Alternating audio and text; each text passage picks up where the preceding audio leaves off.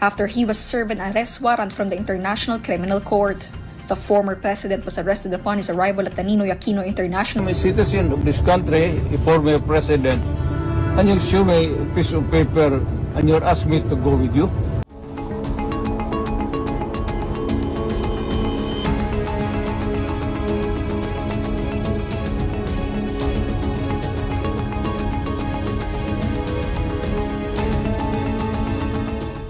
Video clips collected during the incident.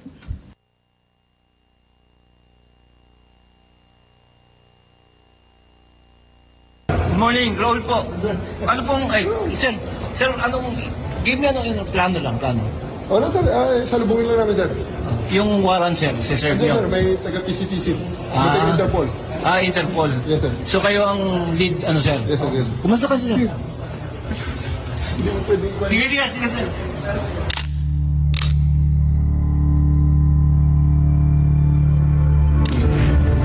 Warrant. So, you will just have to pay. Kung hindi ako papayag, kung kakampi ka dyan sa mga puti, you better go back to them and have the legal... I am a citizen of this country, a former president, and you show me a piece of paper and you're asking me to go with you?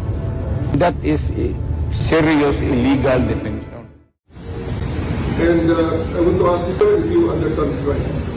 Of course, coming from you, it's very clear. Now that you're asking sir for the basis of the warrant, the ICC had issued a warrant pursuant to Article 25(3)(a) of the statute for crimes against humanity and pursuant to Article 7(1)(a) of the same statute for murder sir. Buhay ko sir. Buhay ko sir. Pagdating na namin ng mga gamot na kailangan. Sir, this is a police operation. Hindi ko naman sir, ulitin natin ulit sir. Sandali muna. Back to square one. Are you saying I place the former president under arrest? Daniel matanda pa.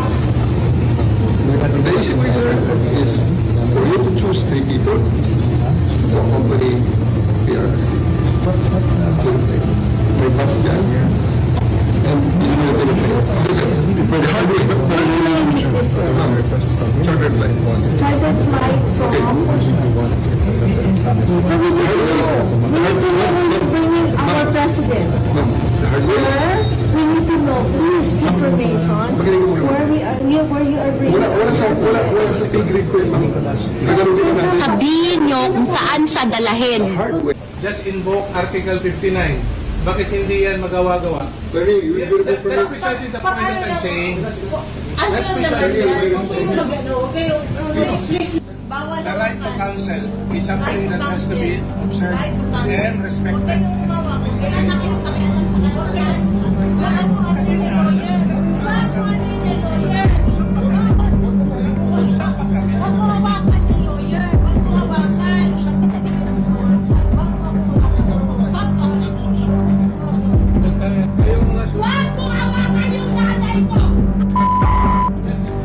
Tanungin ko kayo, anong kasalanan ko? Matanong nga. Kayo, nandito lang kayo lahat. Ikaw, tanungin kita, anong kasalanan ko?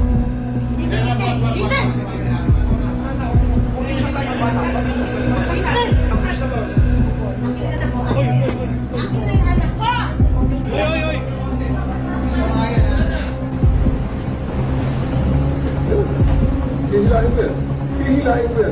Ako maniwala ka, hihilain ko yan. Kakapag manas. Pero hihilain ko yan. Is that our intention? You have to kill me to bring me to Hague. Ang anak mo pupunta dito. Yes sir, hindi pa pasukin sir. Hindi ninyo, ikaw, Yes sir. hindi mo Upon my order. hindi mo pinapasok. Yes sir, upon my order sir. Ang sabi ko, ang abogado ko, ang anak ko na babae. They can visit you at your detention cell.